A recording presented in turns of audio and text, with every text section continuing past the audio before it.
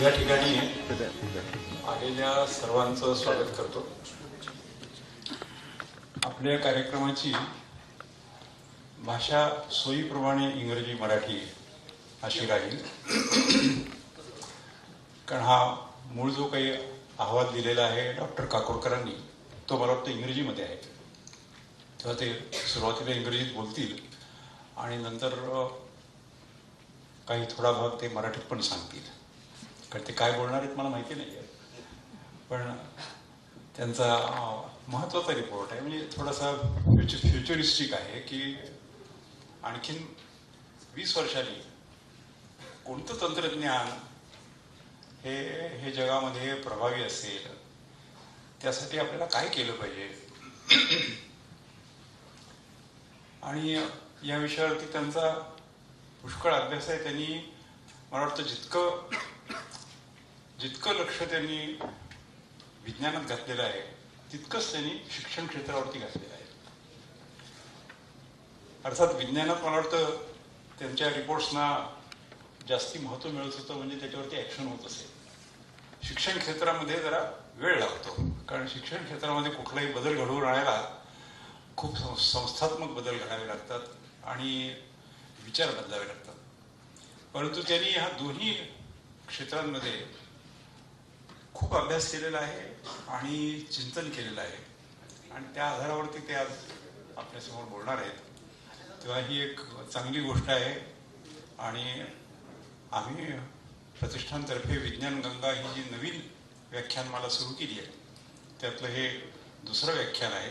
पहिलं व्याख्यान जे होतं ते गुरुत्वाकर्षणाच्या लहरींवरती होतं, म्हणजे त्यावरती, कारण त्या नुकत्याच निदान यंत्रणाला ऐकू आल्या, आपल्याला ऐकू आल्या नाही तरी, आणि त्याचा नेमका काय परिणाम पुढे होऊ शकतो याच्याविषयी त्या सर्व संशोधनामध्ये खूप मग्न असलेले, खूप सक्रिय असलेले असे डॉक्टर संजीव धुरंधर हे त्यावेळेला आलेले होते.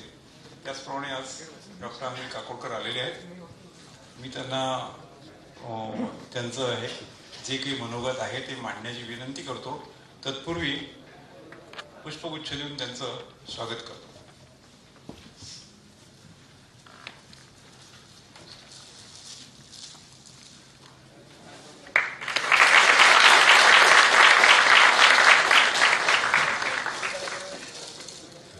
आणि या विज्ञान गंगा या कार्यक्रमामध्ये आमचे सहयोगी संस्था म्हणून मराठी विज्ञान परिषद आहे म्हणून, आणि विज्ञान परिषदेचे अपम देशपांडे इथे आलेले आहेत, त्यांचंही मी पुष्पगुच्छ देऊन स्वागत करतो.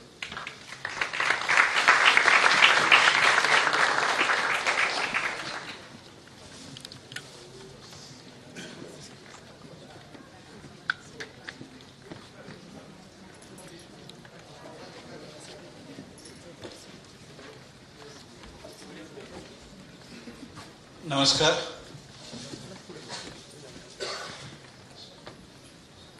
सर्वप्रथम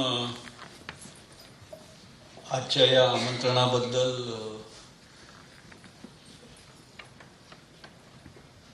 इथे उपस्थित असलेले शरद काळे आणि अपा देशपांडे, यशवंतराव चव्हाण प्रतिष्ठान आणि मराठी विज्ञान परिषद आणि त्याशी संलग्न सर्व मंडळींचा मी आभार व्यक्त करू इच्छितो आजच्या या आमंत्रणाबद्दल. आणि आज इथे मला बरीच तरुण मंडळी दिसत आहेत. नॉर्मली असं होत नाही. आणि so I am particularly very happy.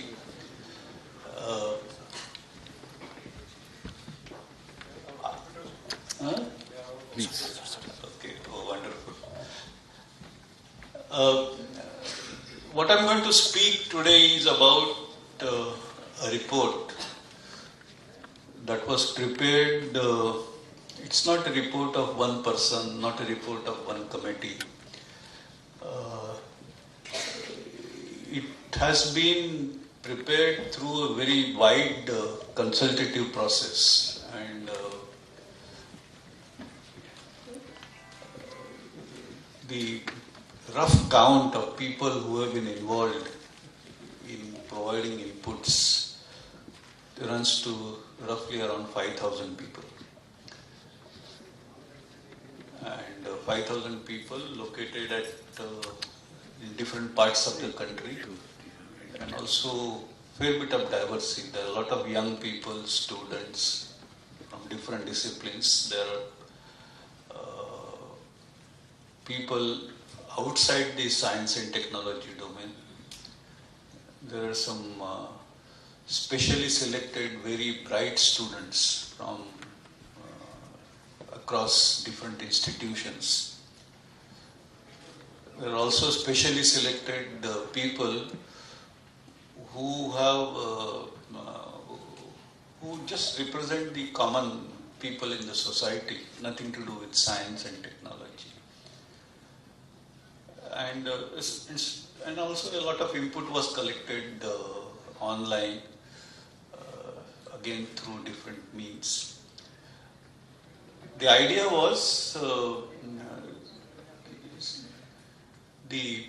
to capture the aspirations of people and look at technology in that sense, how to meet the aspirations of people, and what kind of technologies are likely to be important in India as we go along. Now, this exercise, obviously for TIFAC is a body, full form is Technology Information Forecasting and Assessment Council. It's a fairly old institution under Department of Science and Technology, and this institution had indeed brought out earlier a similar document called Technology Vision 2020, which was done at that time under the leadership of Dr. Kalam, and I'm sure many of you would have heard about that document. The process of vision is, or visioning, is important, but it's not preparation of a plan or a preparation of a project where you look for the cost overrun, time overrun, how accurate has been the planning.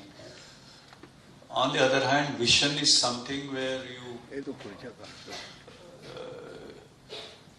it's a kind of, we would like to see that kind of a thing happening. We can also create vision on the basis of no ground realities.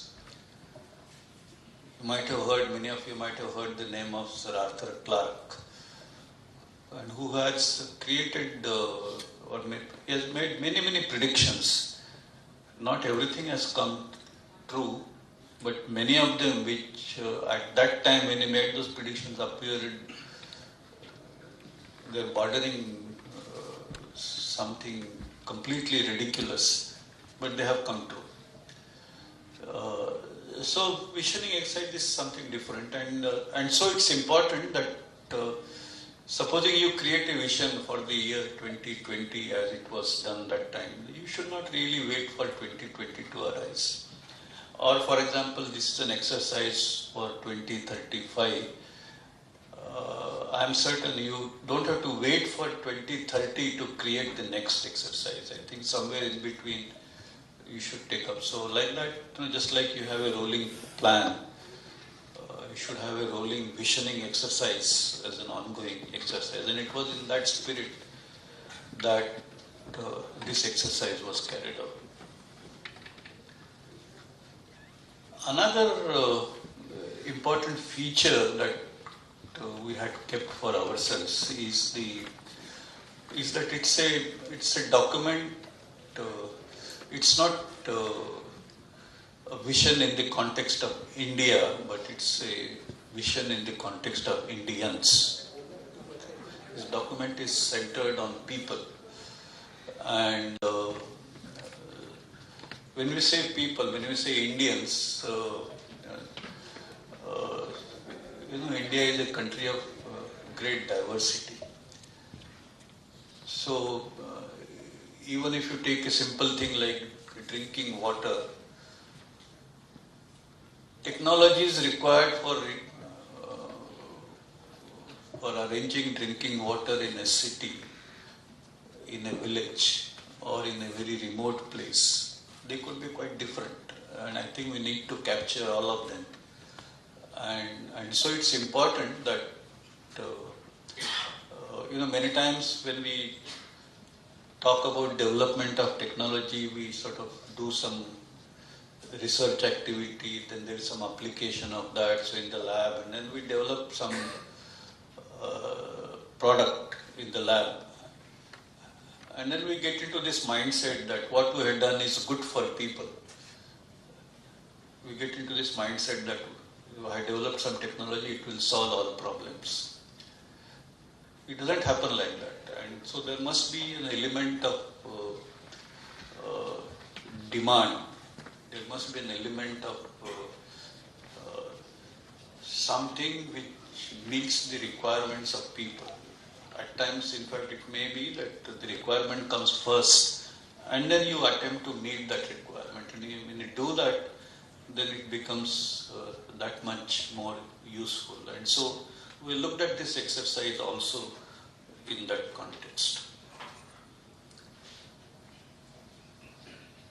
Since it deals with people, so the question was, I'll come to that visualization of Indians in 2035. But there is, as you open the document, and this document, by the way, is available on the website of TIFAC, and the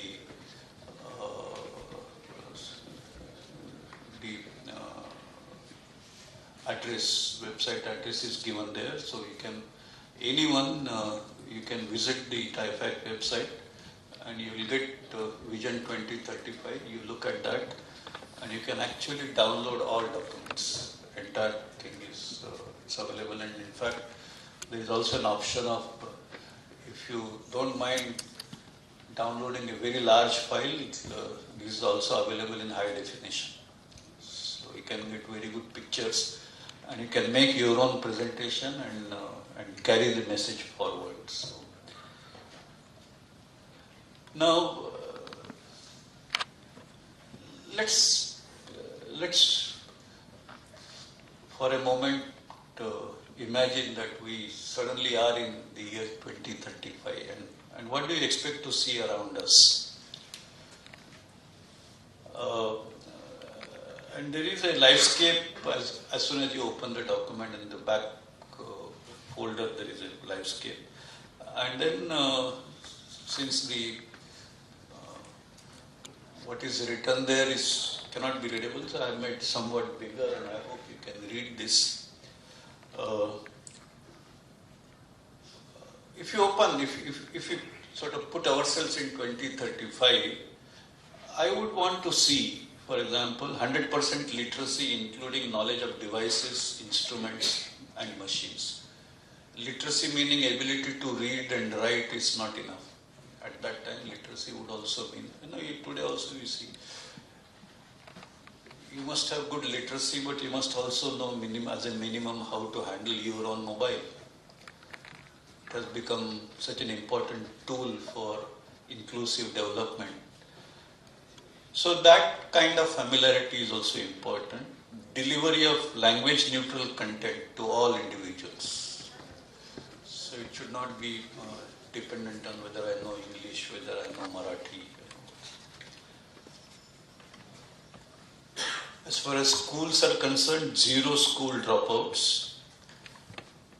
As far as internet is concerned, ubiquitous internet connectivity. Let's move on the health and nourishment side. No Indian is undernourished.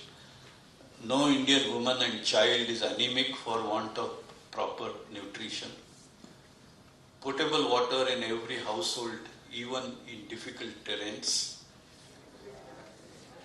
Move on to the health. Primary health center in every Gram Panchayat with remote access to specialists, to super specialists, and multi-speciality hospital in every district with air ambulance and trauma care services. So like that, there are expectations in the context of connectivity, there are expectations in the context of energy, there are expectations in the context of, for example, a speedy and error-free criminal investigation. There are expectations in the form of location-independent, fraud-proof voting procedure. Why is it that I have to go to the booth whenever there is an election? I can, if there is a clear, unambiguous identity, for example, through Aadhaar card, and so if everybody can be sure about my identity, and I have modes of secure communication, then regardless of where I am located, I should be able to vote. So, and it will make a big difference. So like that, a digital identity to all citizens linked with health, education, employment and services. So there are a large number of things one would wish to see if we happen to open our eyes in the year 2035. So the question is now, how do we realize this through technological means? And that's the main focus of this document. You may ask, why technology vision?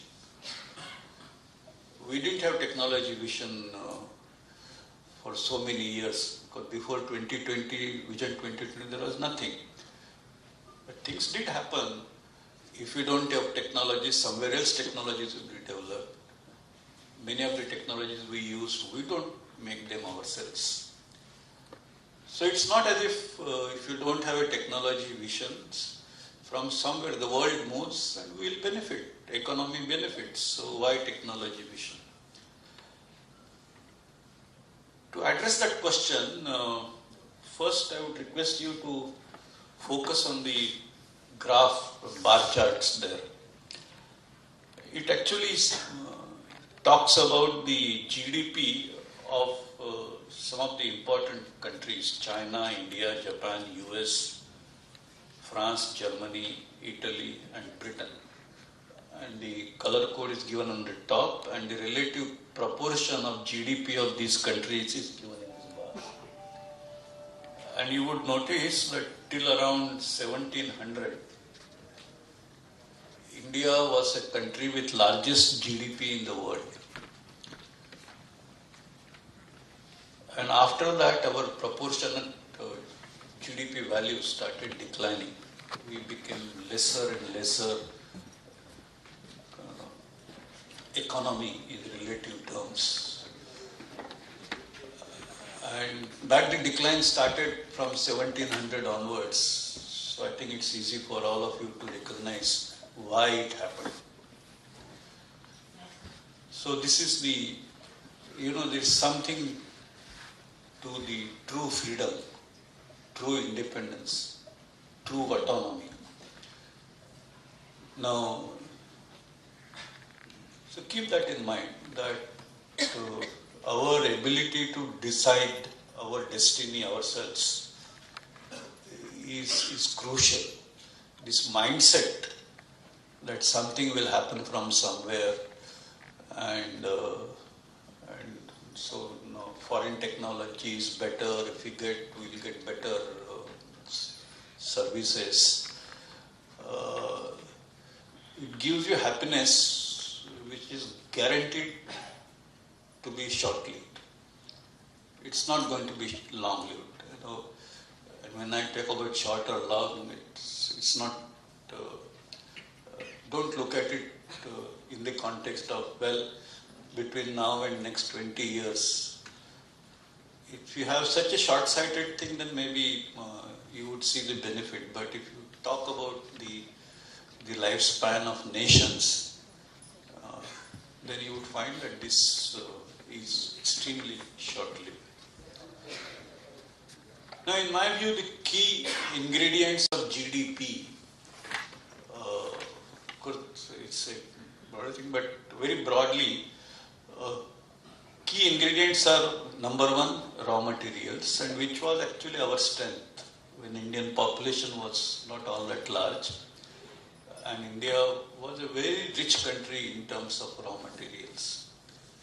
And the so-called description, Sone ki chidiya, was arising on account of the abundant raw materials that we had.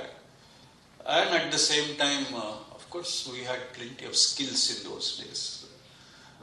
And though we don't call in terms of technology in today's sense, but I think there are a lot of technologies. You know, the muslin cloth is a classic example of the technological capabilities. Today, of course, the raw materials, if you see in per capita term, India is actually resource deficit country. Most of the raw materials in India are in short supply. There are a few where we are still abundant, but by and large we are very, very short supply. Compared to the world, if you, a particular kind of raw material, whether it's a mineral or whatever resource, divide by population. You do that for the world and get the world average. You do that for India and get the Indian average. You will find Indian average is far lower today than the world average. And so that means we are a resource deficient country.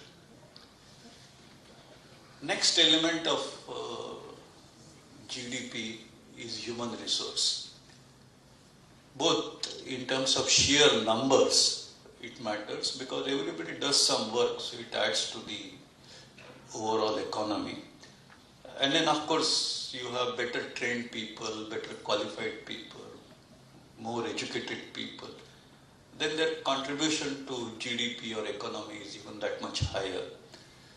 So both in terms of number and the quality of people, it makes a lot of difference in terms of GDP. And in my view, today the growth in GDP that we see, one of the primary reason behind that process is actually these numbers.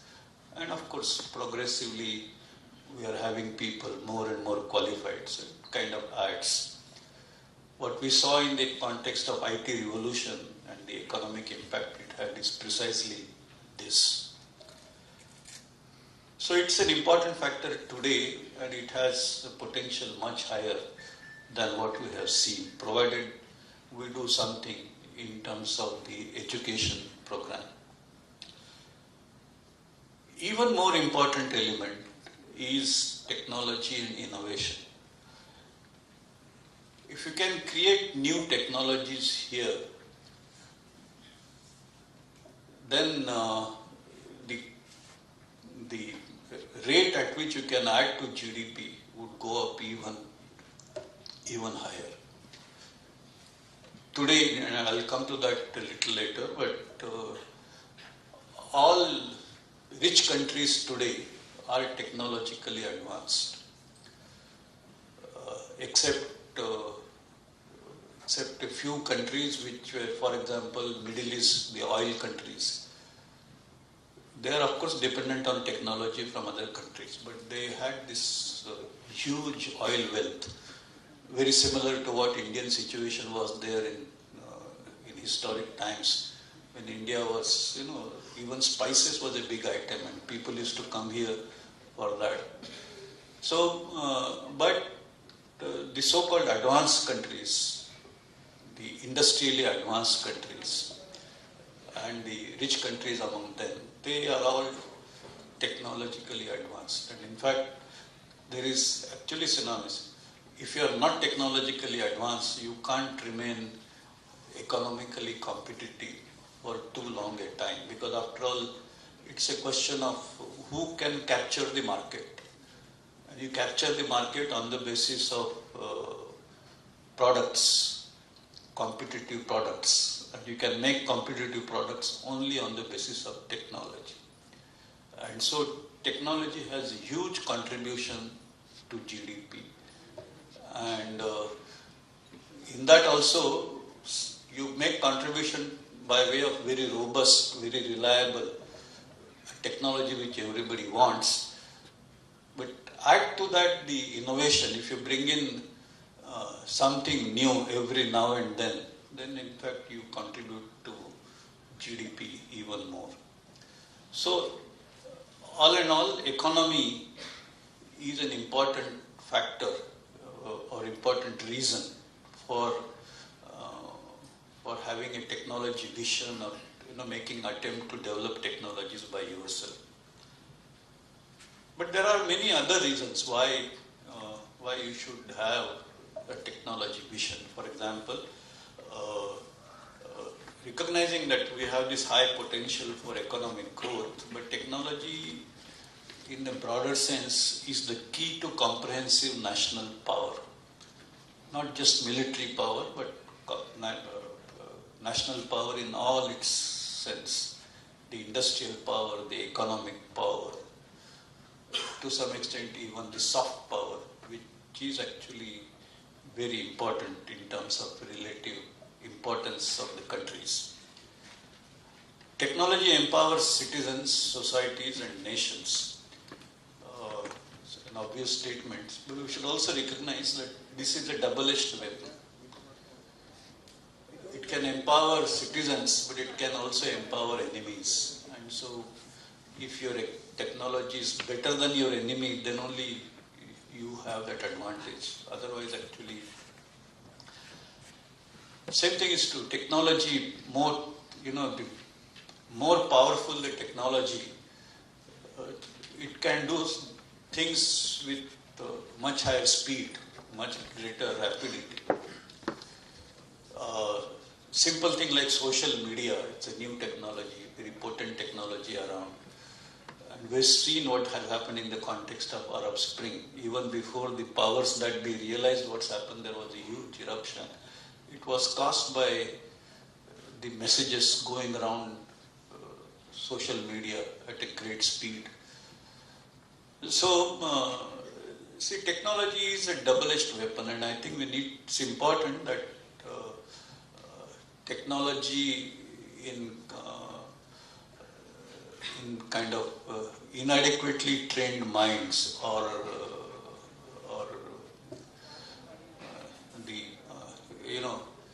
if I had to give the mythological connection, technology in the hands of a wrong person can create a Bhasmasur, and technology in the hands of a right person can create a demigod.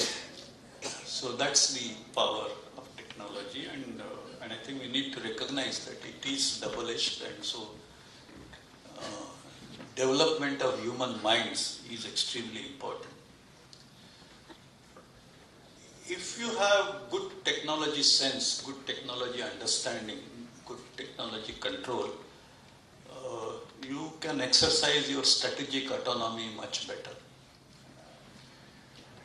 The decisions that you make in terms of technology choices, those decisions would be more robust if you have understanding of the technology. And again, you can see that you're buying mobile, unless you know different mobiles, the features, built in them, some cost-benefit understanding of that, you cannot make a good choice. Somebody will tell you this is a wonderful mobile and you may end up spending upwards of 50,000 rupees.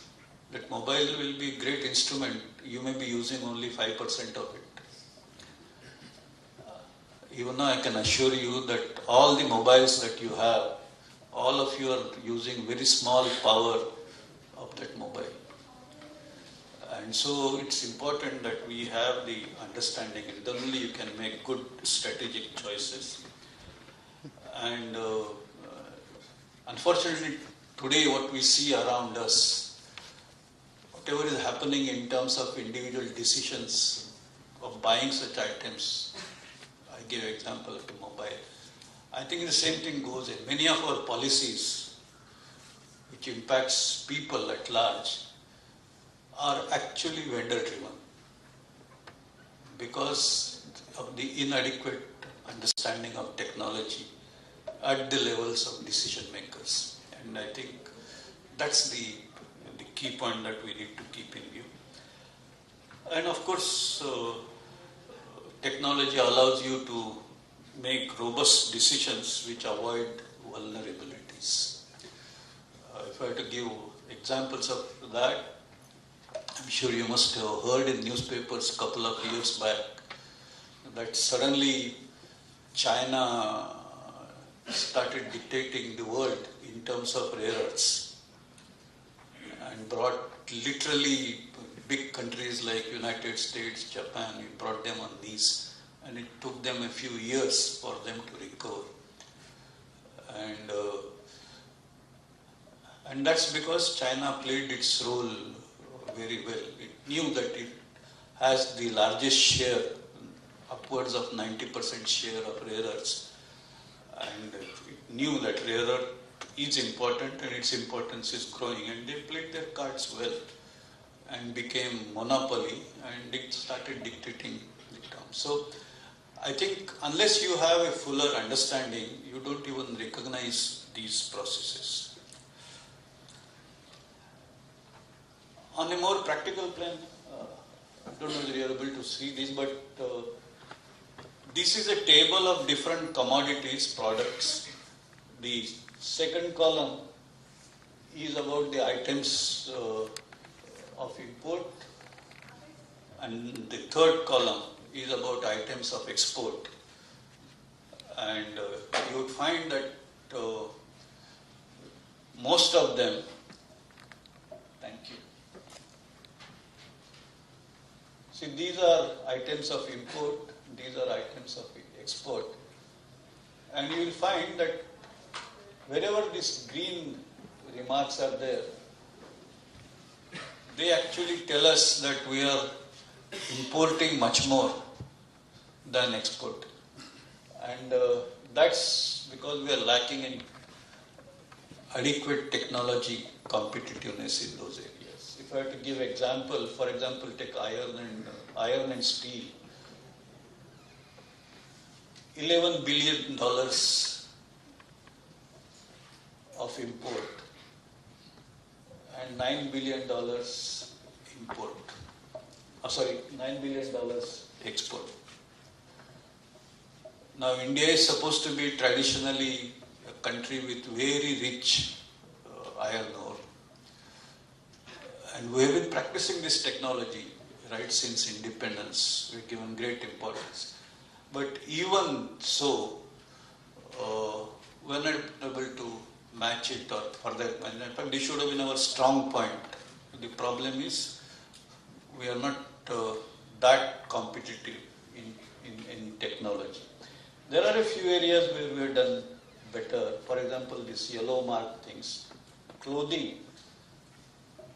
I think finished garments. India is doing extremely well, very good export. Vehicles, automobiles.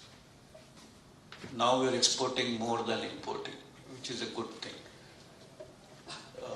There is one more, pharmaceuticals, for example. So there are strong points, but if you see on the whole, we are importing many things which, strictly speaking, had we paid attention to our technological capability, we would not do. In fact, the most glaring example is on electronics equipment. The import import is 32 billion as against 9 billion export. And in fact, the projections are that very soon, although we are an IT superpower, but very soon the electronics import, it would cost us more than oil import. It's likely to be that way.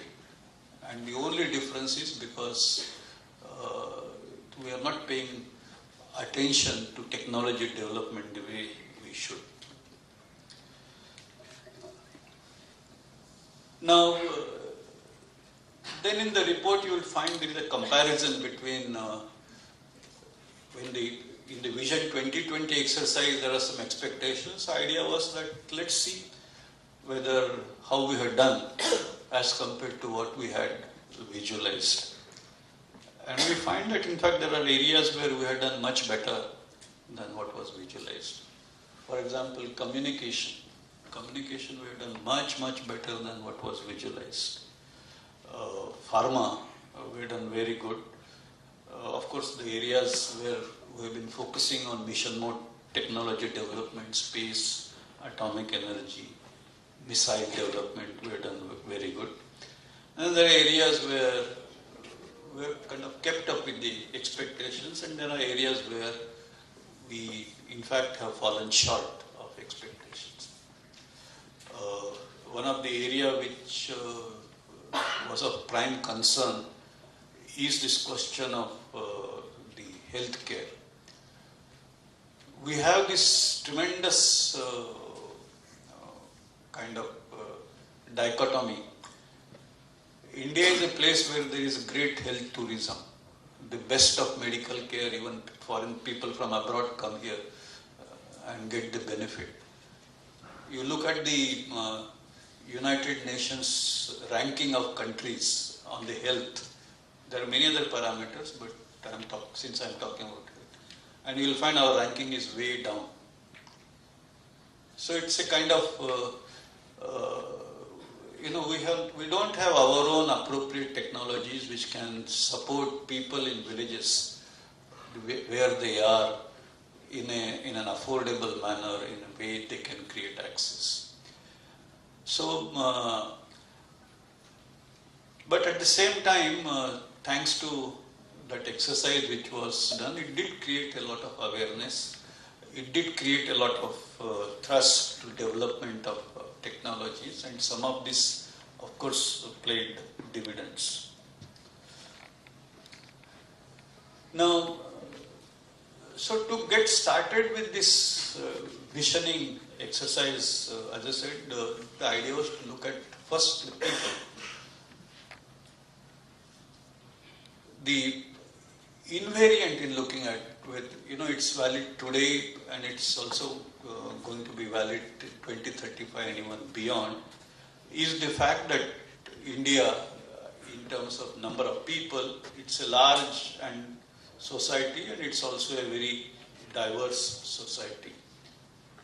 And obviously this will have a bearing on the technological solutions for addressing the prerogatives of people, as I said. Now the needs of people, of course, if I have to list my needs, I can list them in several categories, several headings. Many of you might have, particularly those who belong to humanities stream, you describe needs, at the top level with some basic needs, identity, security, prosperity, and then you subdivide that into a large number of different categories. Now, everybody has, for example, some identity need, but it varies depending on what kind of classification you belong to. The identity need of somebody who is, for example, the part of, let's say, Indian diaspora. They're all well-to-do people living in, America. Money not such a problem, but they have maximum identity need. Whereas prosperity need for somebody who is rooted living in villages is perhaps the highest.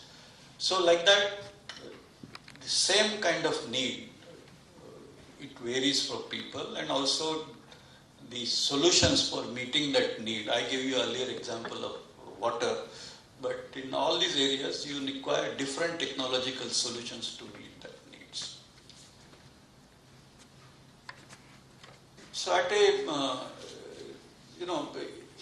if I imagine myself to be in 2035, just like today we say right to education, right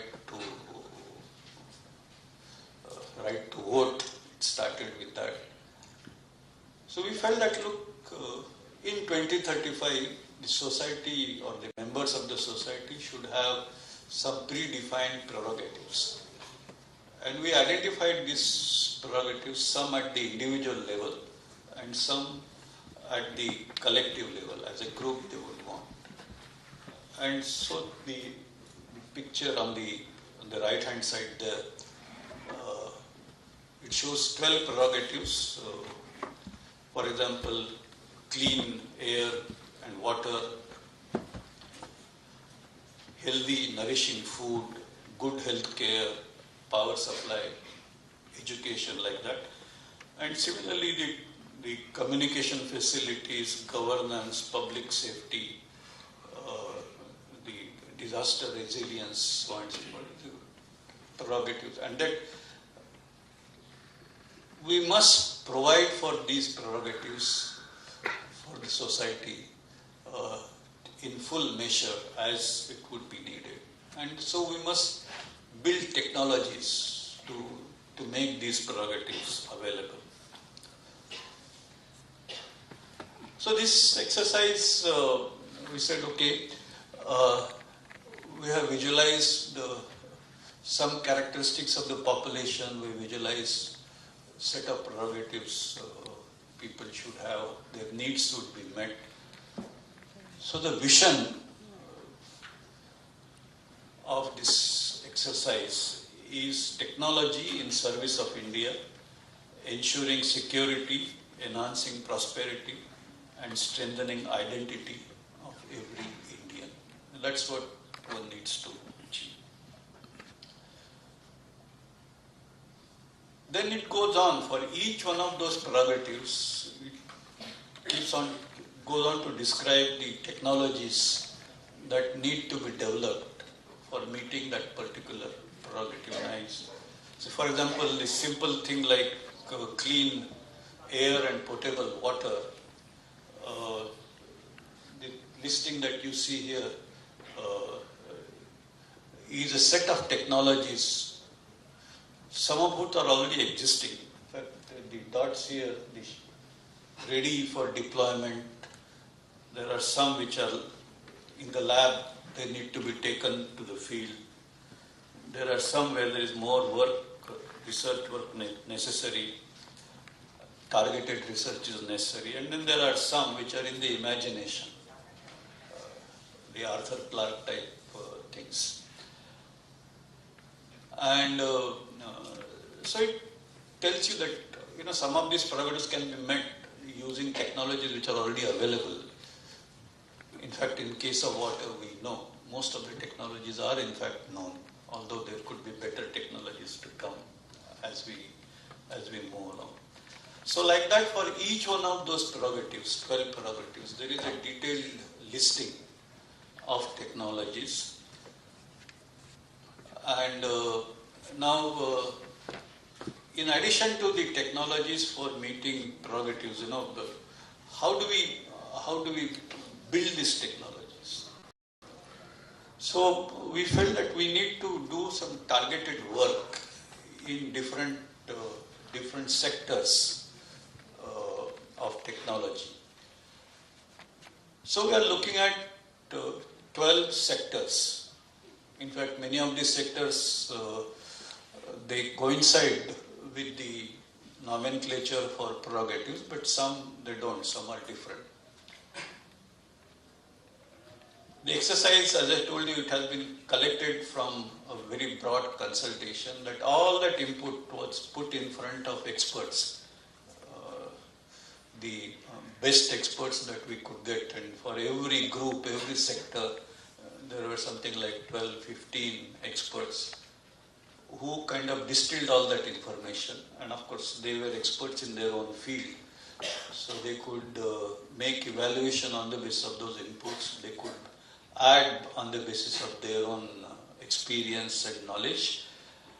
And so there is work going on to prepare a sectoral report in each one of these areas, 12 areas. And actually this document which I am presenting to you, that work was started somewhere midway, when we knew that, well, now we have most of the inputs available. So we said, okay, while this work continues on individual sectoral documents, let's work on an apex thing. And that's not a summary. It's not a summary of what the contents of the sector. It's based on that information, but written quite independently. Written on the basis of, again, independent consultations. But again, looked at by a separate set of people, as if they are writing. You provide all that information, they have digested that information, but they have kind of de novo, they start imagining things and kind of create this apex document. The gist of these sectoral reports are yet to become, it's work in progress, and we expect that now onwards, progressively these documents will be released one by one. But a gist of what is contained in the sectoral report is in the form of a pull-out in this document, which also you can download from the same website, called Technoscope. And a typical Technoscope, for example, you take the case of education. So it talks about the issues that have been addressed in that sectoral report. It talks about emerging trends and concepts, and it talks about future technologies. And only a couple of days back we had this meeting at the Nehru Science Center, where some of these sectoral reports were presented by people who actually created these reports. So all in all, we're talking about technologies which are necessary to meet different prerogatives. We're also talking about how to move different sectors to make them technologically strong. And a full roadmap is contained there. In addition to that, it contains 10 grand challenges. Because, one is the technologies to meet individual needs, individual prerogatives. But, just like we're talking about identity of individual, we are also talking about identity of nations. In US, President Kennedy created this man on the moon. Or currently there is this big program, Sunshot. You create such national challenges and mobilize the full national capability to achieve, and it leads to some kind of an iconic development. The whole country feels proud about it. So like that, there are some 10 grand challenges which have been identified and of course described in detail why we consider them to be grand challenges. It contains elements like guaranteeing national security, nutritional security, and eliminating female and child anemia. And this has been identified as grand challenge number 1.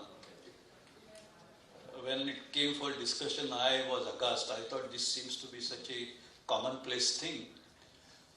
We are all familiar with this. Why are we calling it a grand challenge? It's only after some debate I realized that the capability of future generations, the human performance, is centrally linked to this one single factor. And it's not a problem which is, it's to some extent connected with poverty, but I think it's a problem bigger than that. And it came true when later on we had discussion meetings with ICMR, and they all, in fact, agreed that we should, in fact, there's a lot of work going on already. Huge amount of work is going on, but the question is whether it is producing results. And now there is a greater thrust to move towards that. Or ensuring quantity and quality of water in all rivers and aquatic bodies. They talk about this concept that river is a live system and we must maintain it alive. We can't have a river which dries up, again goes up. You don't want dead rivers. And I think it's important. So this is another grand challenge. Securing critical resources commensurate with size of our country. I told you we are already a resource poor country, so this is a big challenge. Providing learner-centric, language-neutral, holistic education to all. Understanding national climate patterns and adapting to them. Making India a non-fossil fuel-based country. Taking railway to Leh and Tawang. Ensuring location and ability independent electoral and financial empowerment. Developing commercially viable, decentralized and distributed energy for all. Ensuring universal eco-friendly waste management.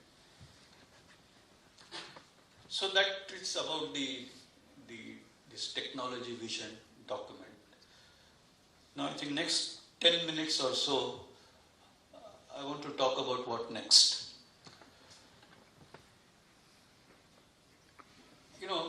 We always keep on complaining that our investment in R&D is less than 1%, it should go to at least 2%, which is actually true, because many countries, as you can see here, they invest even 3%, some even more, 3.5%, 4%. But at least 2% is a good measure. But having said that, in this figure, the size of these bubbles actually represents the expenditure that different countries make on R&D. And you would find that the India, which is the bubble here, we actually spend more than Israel here, than Finland, Sweden, United Kingdom is there somewhere, UK here. So compared to these countries, we actually spend more money in R&D. But we get technologies from them, and how much technology we export to them. So there is some problem. You must ask this question, are we using the money that we spend efficiently? So the question is, no, but then we are a large country, we are catering to large number of people, so our resources must be getting divided thin. So I worked out how many people we have full-time equivalent in science and technology. So we have something like 0.16 million. And we spend something like 7 million rupees per full-time equivalent. This number compares favorably with the best number in the world. So we are spending enough money per capita, and we are also spending money, may not compare to United States and China and Japan, but it compares with many other countries which are certainly far more technologically advanced than us. So there is some serious problem in terms of terms of our systems. And I think we need to attend to that, and I'm going to talk about that.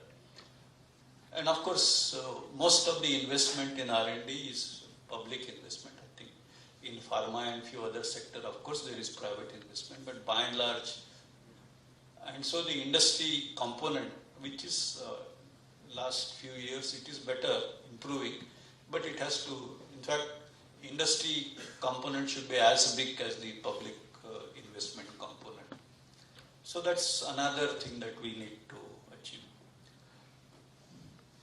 So there is an urgent need to evolve and nurture conducive innovation ecosystem and respond to technology development demands. Actually, we all suffer from silo mentalities. If I teach, I won't do research. If I do research, I won't teach. If I do teaching and research, I would expect industry to come and pick it up and develop products. Industry would say, no, I can't spend money on something which is uncertain. You give me robust technology, then only I will take it.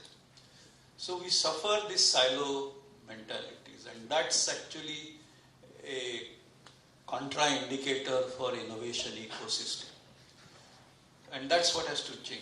It's not, we have this great habit of blaming the government. Of course, government has to improve. I'm not giving any certificate to any government, but I think we need to also do great soul searching. And that's the, so we need a mindset change across all domains. First, the society.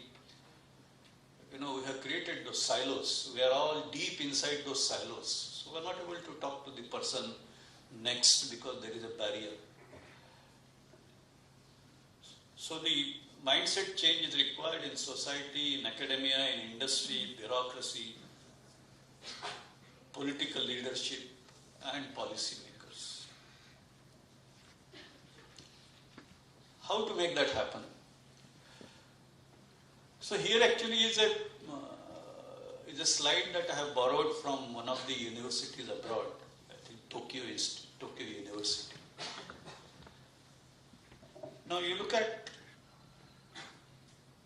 university, you typically have different departments, there are PhD programs, and you have students. So there is a student, there is a faculty, they do research, they put out their thesis. And in India, by and large, that's where it stops. Look at what happens there. There is an equivalent domain, probably a larger domain, which is the linkage with industry and society. And they look at completely different things. Whereas here you talk about original achievement, knowledge creation. There they talk about commercial products, market and social infrastructure, and the systems. And the parameters which are important there are quite different than parameters which are important for academic research. And they all exist within the domain of a university. The university and industry engagement, it is graded of course, but it exists across the whole spectrum. This is what is, I would say 99% universities actually lack this. We don't have. So how can you carry out translation? How can you have the so-called innovation ecosystem? And so we need to correct that. And there are many ways of doing this. Here is an example, since I am also associated with the Rajiv Gandhi Science and Technology Commission of our state, we felt that one of the areas where we need to focus on is the biomedical equipment, technologies and equipment. So we said, let's create a center for biomedical engineering and technology incubation. So this center has been, it's a virtual center operating at IIT Bombay, College of Engineering, Pune, and VNIT Nagpur, so that you have coverage across the state. This center focuses on biomedical innovation, medical device innovation. It's connected with doctors and hospitals on one side. So the ideation, what needs to be done, what are the requirements, it's all done in discussion and full participation with the medical fraternity.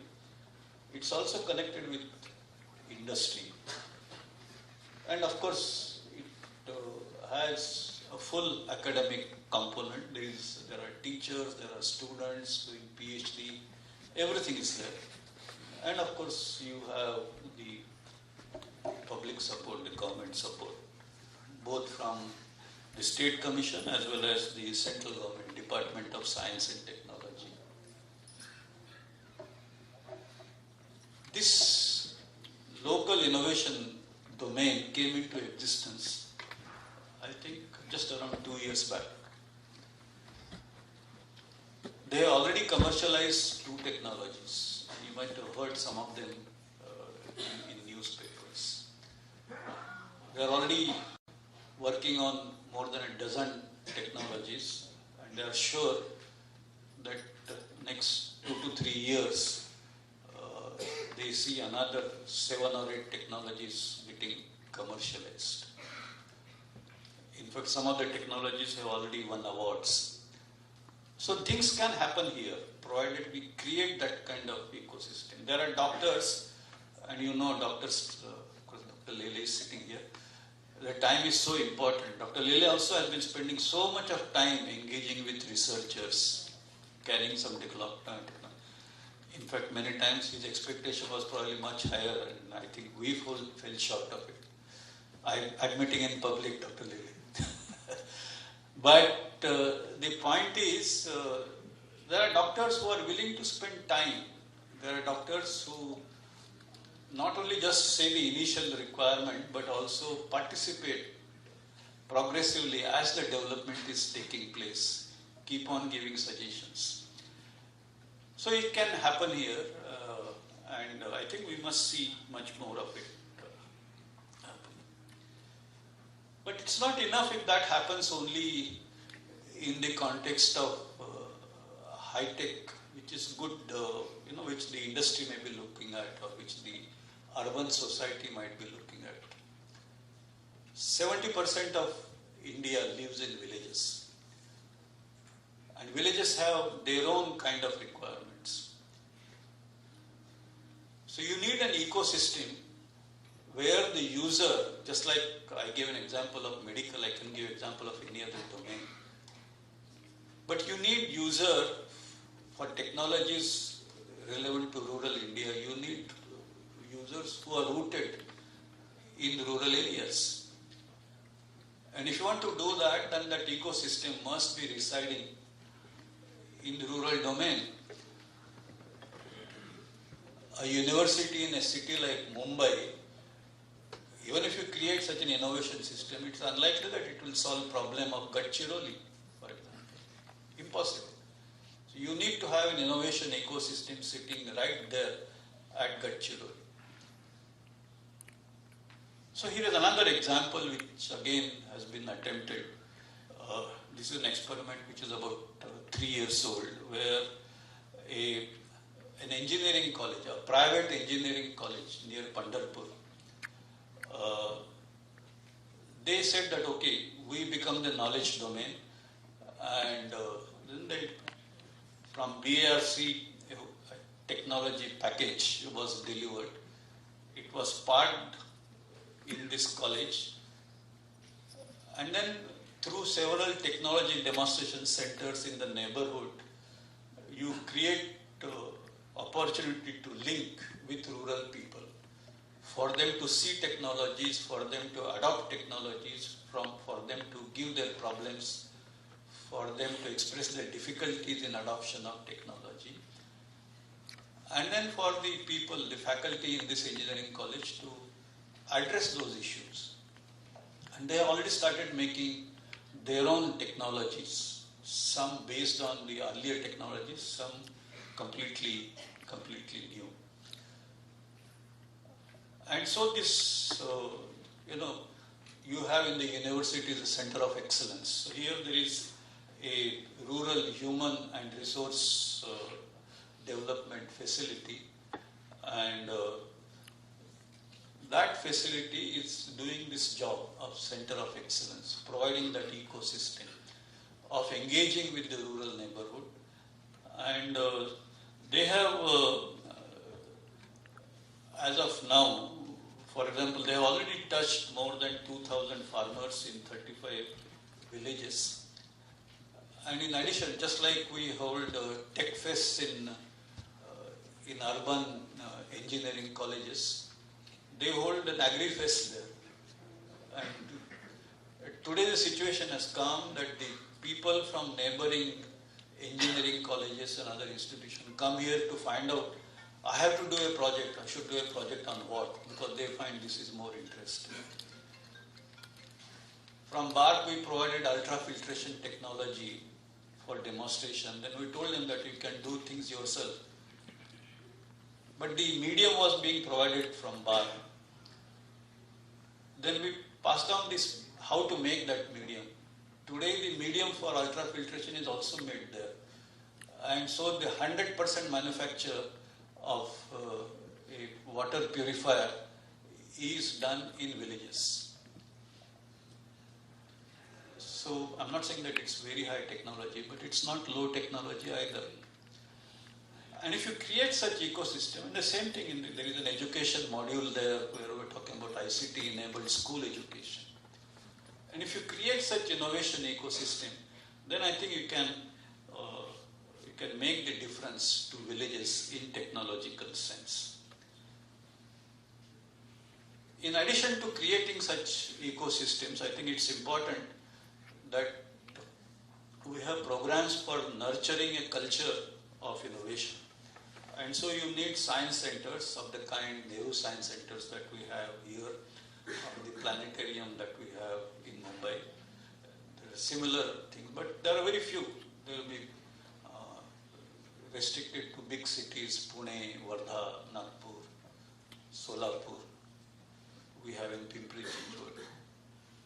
But strictly speaking, every school-going student should have access. I'm not saying that every school should have, but every school-going student should have access to do this. There should be internships, Many of our students, engineering college students, we do projects. How many of your engineering college students here? Wow. All of you do projects, right? Huh? What happens to those projects? After you do the projects, if somebody evaluates, you get your marks, maybe you get your testimonial for your admission wherever you want. That's it, no? Has as a result of that report any problem of industry been solved? No. Imagine that your internship, instead of, I don't know how many months, it varies, but I give you internship. First 2 months I say go to industry, discuss with industry what is their problem, and agree. Industry should agree with you, you should agree with industry that this is a problem which I can solve in 6 months' time and in 1 lakh rupees. Alright? Then all such will be put through a common evaluation, competition. So we select a few of them. And these few, then we say, okay, here is 1 lakh rupees and here are 6 months. You go to industry, solve that problem. Would that internship be much more effective or not? Would the industry benefit by that or not? And many of the problems, particularly of MSMEs, are actually well within the reach of your capability. I can tell you this. I'm not talking about big multinationals. But MSMEs, they provide maximum employment in the country. MSMEs, they earn maximum foreign exchange for the country. And all MSMEs, which are 30, 40 years old, suffer from technology obsolescence. And their problems are well within your capability. So why can't we create a condition of this kind? Very simple. So we actually begun this on a small scale, and hopefully it will expand. And then of course there should be movement for startup, and then we should have research park. We have only one research park in the country at IIT Madras. China has upward of 300. So we have a tough battle. Then of course there is a question of also strategic vision and government policies, and there are a large number of elements there. I think I'll reserve it to people in the government and policy making level, not for young people, but you assume that there is something, particularly this element of demand driven research. Most of our research is supply driven. If there is a demand, there is a challenge posed that I want a solution. For example, I have this Deonar dump creating a lot of problem. Sometimes I feel very ashamed that I am living in Mumbai, because it's not a problem which is not solvable, but we have not solved it.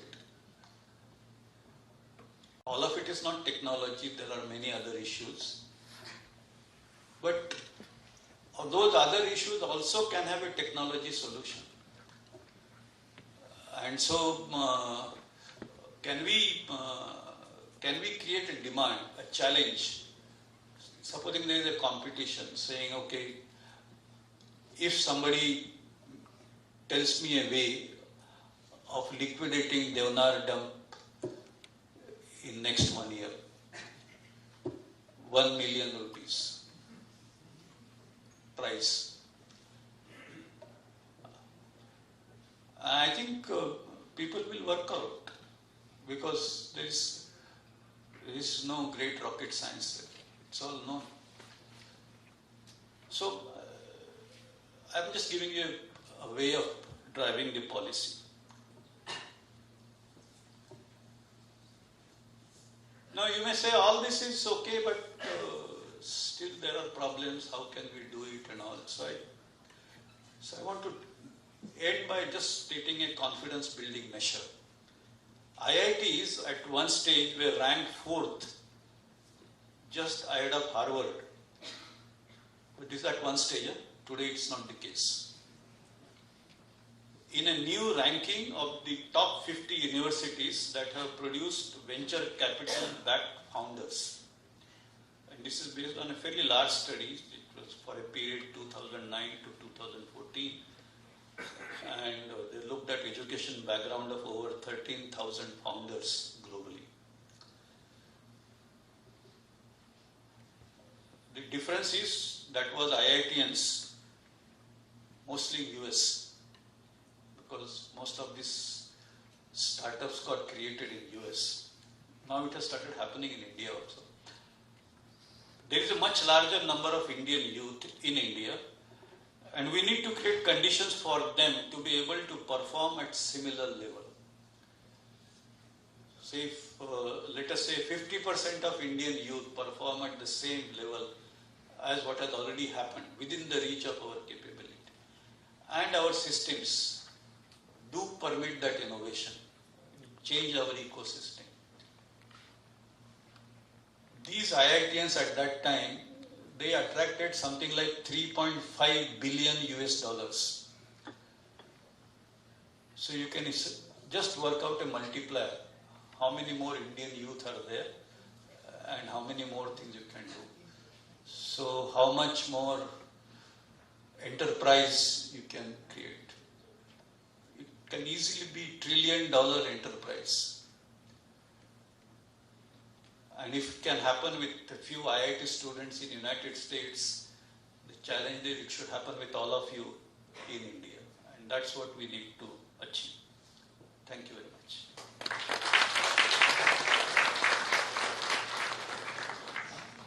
We can tackle 3 questions.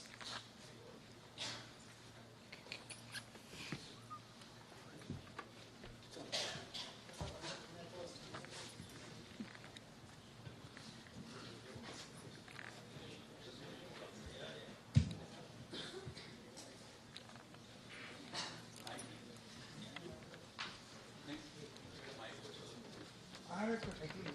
Yeah, mic is coming.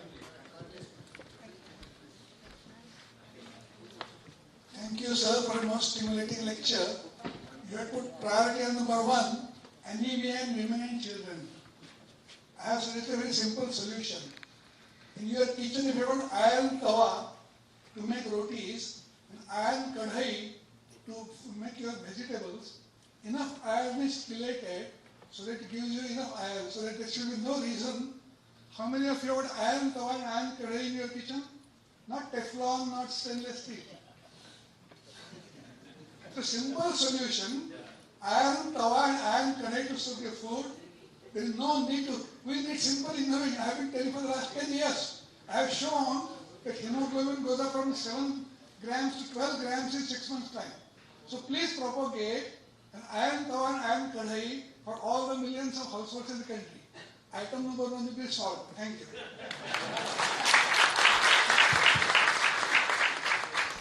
Thank you. In fact, other day I met a friend who actually distributed iron kadhais as gifts, exactly for the same reason. And they last lifelong. Yes, they last lifelong. Thank you. I think it's a very important comment. Yep, there. Sir, when you talk about... Wait for the mic to come. I think I'm audible.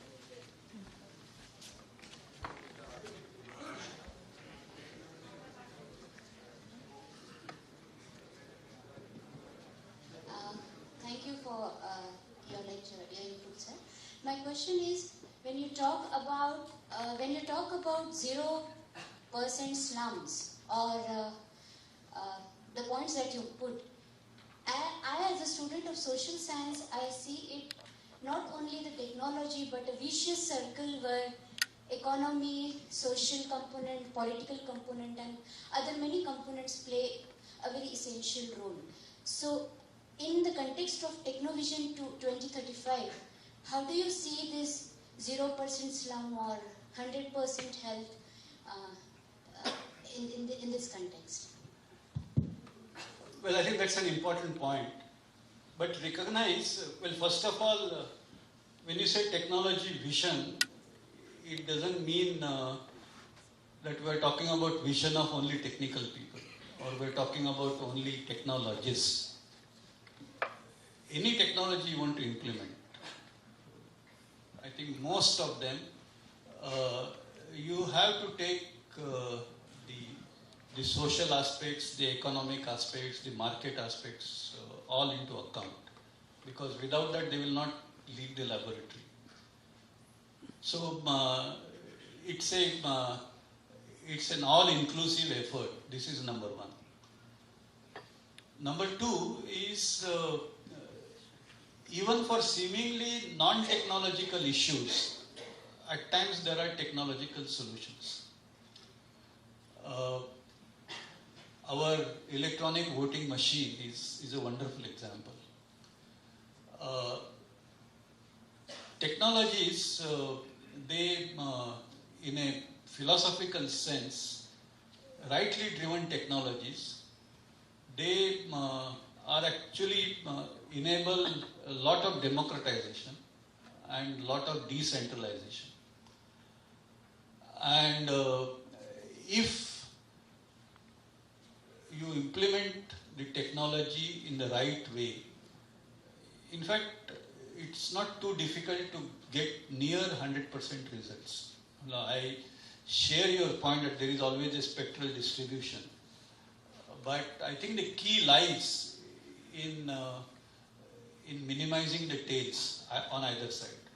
In fact, that's the problem. Our problem is that our distribution, when we say any parameter, for example, the average income of an Indian, India is a poor country where maximum number of rich people live. It's a fact. And that's how many foreign people come here and find the market much bigger for exotic products, and there are buyers here. Now, same thing is true for the people at the other side of the tail. I think our effort should be to kind of minimize that tail to a minimum. Today, actually, it has gone the other way. And that requires a holistic solution And in many cases, technology can in fact play a role. So that's the point.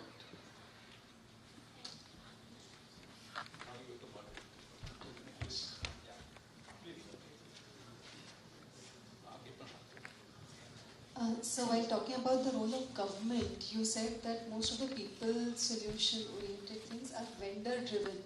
Could you please exemplify and elaborate? Well, I can give you many examples. What example?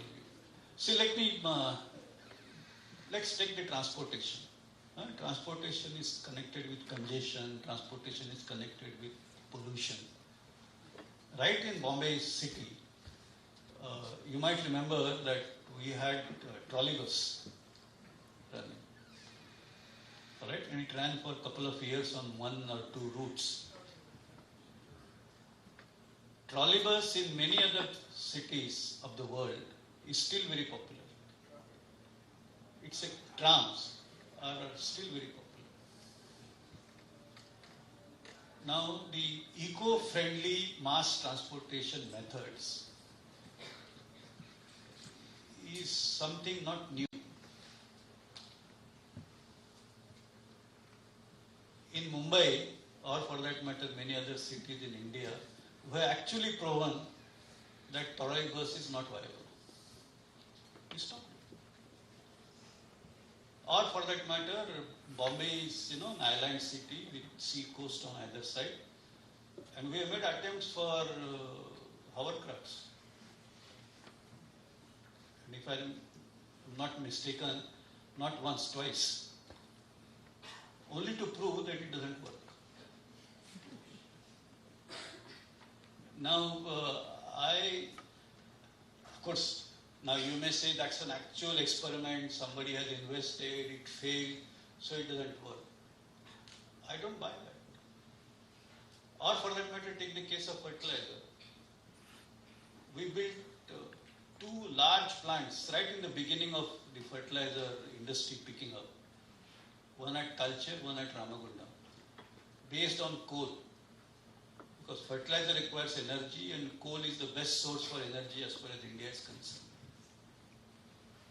But we didn't bother about domestic technology, we didn't bother about domestic R&D.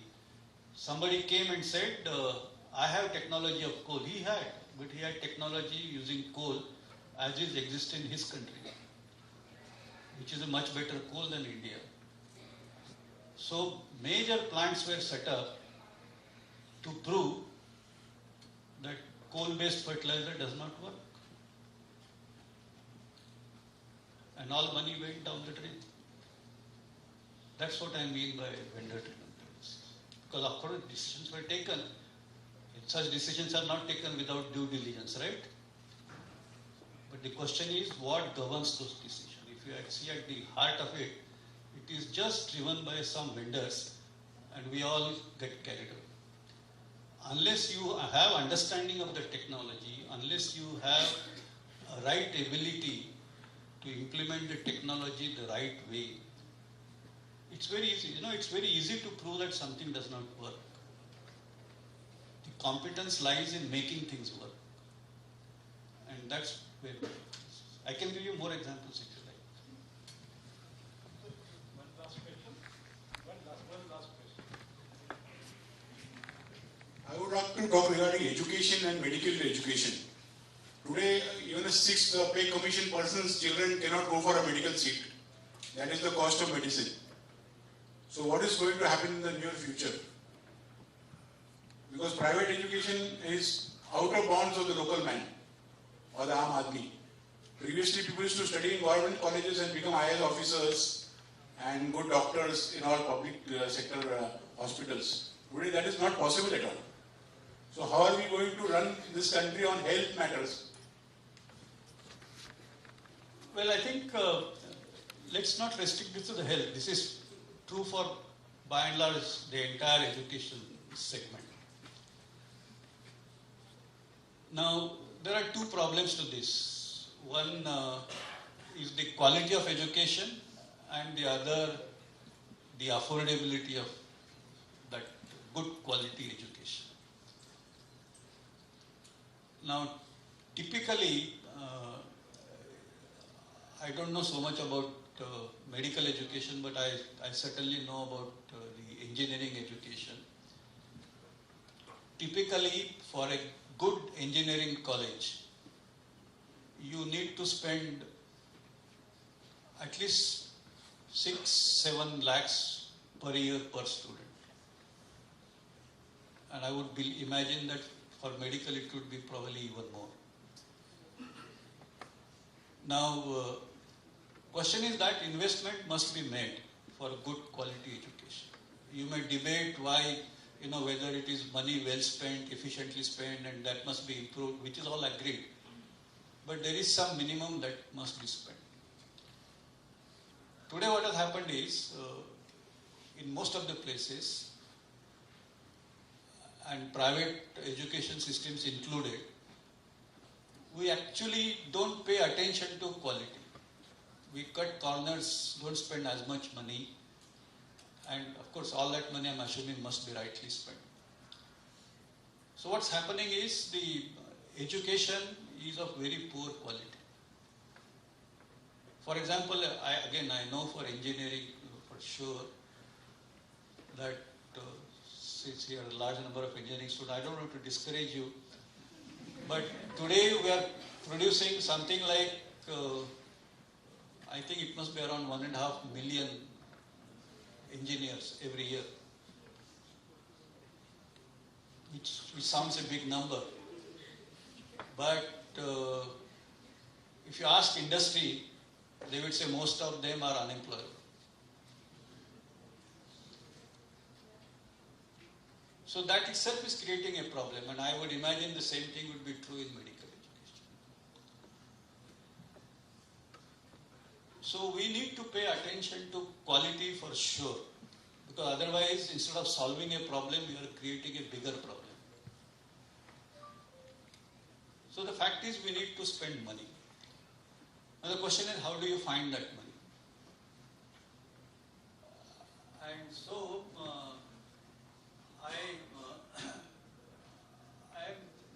I do not subscribe to following a kind of a single track approach, because I think we need to pursue multiple tracks where these basic objectives are achieved.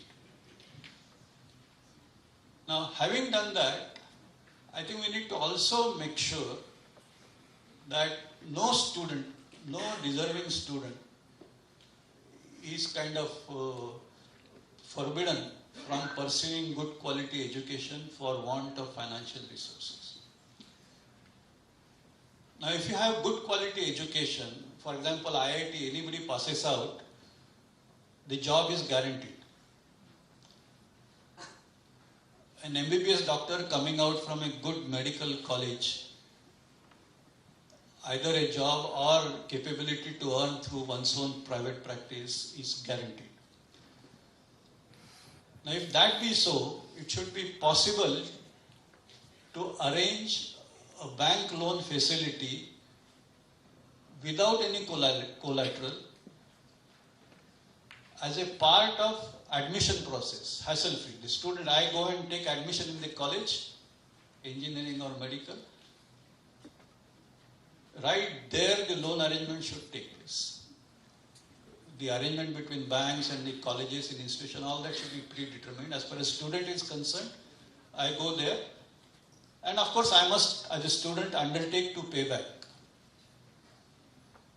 And now with Aadhaar and other things, there is actually very little risk of the so-called non-performing assets. You can always locate the individual anywhere. So if you do that, I think the problem can be addressed. But the issue is, I think you need political will to do so. So it's not so much an issue of private or public or something. I think there are very good public institutions, there are very bad public institutions. There are also very good private institutions and there are also very bad private institutions. So we have all examples in the country. I think the key is you must have quality. And there are many other factors, but one key factor is good quality education requires financial resources. Those must be channelized. Now that does not mean that the student should be deprived of good quality education for want of resources. Because if you have good quality education, the return is always guaranteed. The problem is if you don't provide good quality education, then there is no kind of guarantee that the student would get a job, then there is no guarantee that the student will pay back the money. Then the vicious circle starts. I hope you agree.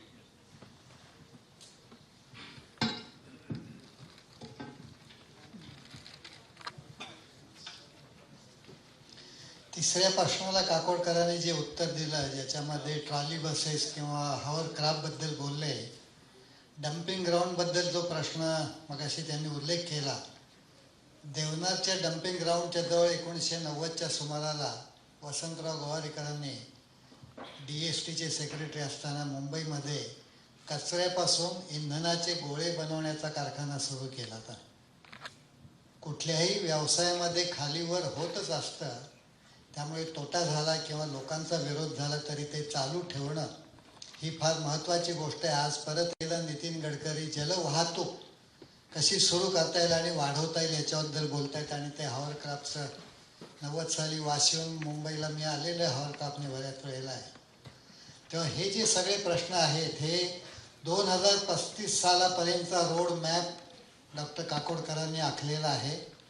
श्रोत्यामध्ये बसलेले बहुसंख्य विद्यार्थी 2035 पाहणार आहेत, अनुभवणार आहेत.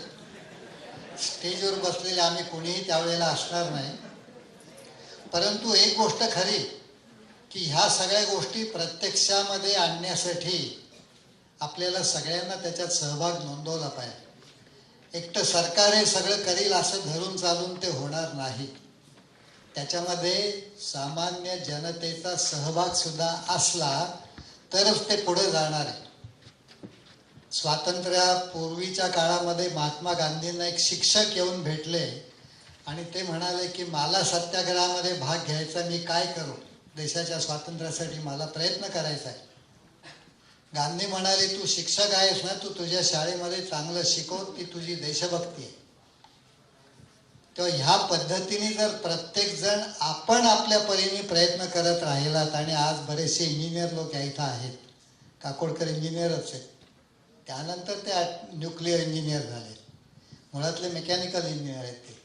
तेव्हा ह्या पद्धतीने आपण प्रयत्न करत राहिलं पाहिजे तर हे प्रश्न सुटतील. पण परत एकदा बघा की रोटी कपडा मकान हे पहिल्यांदा 3 प्रश्न आहेत त्याच्यामध्ये. आणि 2035 साली स्वातंत्र्य मिळालेला 88 वर्ष होती आणि त्याच प्रश्नामध्ये आपण अजूनही रेंगाळतो. तर ते प्रश्न सोडवून आपल्याला तोपर्यंत नवीन प्रश्न निर्माण होणारच आहेत. टेक्नॉलॉजीमुळे होणार आहेत, वाढत्या लोकसंख्येमुळे होणार आहेत, नवीन रोगराईमुळे होणार आहेत, बदलत्या हवामानामुळे होणार आहेत. या सगळ्या प्रश्नाला तोंड देण्यासाठी म्हणूनची सुरुवात. अब्दुल कलाम जे म्हणत होते की 2020 साली हा देश बलाढ्य होणार आहे, त्याचं कारण ते टेक्नॉलॉजी विजन 2020चे अध्यक्ष होते. आणि अशा पद्धतीचा पोजर लोकांना दिल्याशिवाय लोक प्रयत्न करत नाहीत, तो त्यांचा प्रयत्न होता. काकोडकर आपल्याला आता 2035 साली देश बलाढ्य, अधिक बलाढ्य होईल असं सांगायला सुरुवात केली पाहिजे. हे पोजर जनतेला देत राहावे लागतात. आपण आज एवढ्या मोठ्या संख्येने या ठिकाणी आलात म्हणून पहिल्यांदा आपले आभार. आपण फार चांगल्या पद्धतीने ह्या गोष्टी लोकांना समजून सांगितल्या, त्यांना समजतील अशा भाषेमध्ये. याच्याबद्दल आपण काकोडकरांचे आभार मानूया. परंतु परत एकदा हाच प्रयत्न की हे सगळं आपल्यापर्यंत आणायचं कारण असं की आपला सहभाग त्याच्यात पाहिजे. आपल्या सूचना, हा प्लॅन अस्तित्वामध्ये आणण्यासाठी आणि सोडवण्यासाठी असा सहभाग हवा आहे. आणि म्हणूनसाठी 2 दिवसापूर्वी 18 एप्रिलला नेहरू सायन्स सेंटरमध्ये 200 लोकांच्या उपस्थितीमध्ये 4 प्रश्नांची चर्चा अधिक सखोलपणे केली गेली. आणि मुंबई ही एकमेव भारतामधली सूचना देणारी नगरी नाही, त्यामुळे परत एकदा टायफॅक कमिशन आणि national centre for science communicators आणि national council of science museums या 3 संस्था मिळून बंगलोर, त्रिवेंद्रम, कलकत्ता, दिल्ली, शिलाँग अशा ठिकाणीही तिथल्या लोकांबरोबर चर्चा करून त्यांच्या सूचना आणि त्यांचा सहभाग मिळवण्याचा प्रयत्न करणार आहोत. तेव्हा हा कार्यक्रम जनतेचा कार्यक्रम म्हणून पुढे जावा अशी यातली कल्पना आहे. धन्यवाद. विज्ञानगंगा ह्या मालिकेमधलं 3रं भाषण बुधवार दिनांक 21 मे रोजी संध्याकाळी 5 ला इथंच होणार आहे आणि त्याचा विषय आपल्या सगळ्यांच्या जिव्हाळ्यात आहे, ज्याच्यात सध्या आपण होरपळतो, दुष्काळ आणि पाऊस कमी पडल्यामुळे. परत त्याच्याबद्दल बरंच विस्ताराने बोलता येईल. कमी पडलेला पाऊस साठवला तर तो कमी नाही. त्यामुळे आगामी पावसाळा ह्या विषयावरती आपले हवामान तज्ज्ञ डॉक्टर रंजन केळकर यांचं भाषण 21 मे रोजी संध्याकाळी 5 ला या इथं होईल. आपण सर्वांनी असंच मोठ्या संख्येने येऊन तज्ज्ञांचं म्हणणं पावसाळ्याबद्दल काय आहे हे ऐकण्यासाठी आपण यावं अशी विनंती आहे. नाही, आता आपण नंतर बोलूया त्याच्यावर. हा कार्यक्रम आपण इथं संपवतो. धन्यवाद.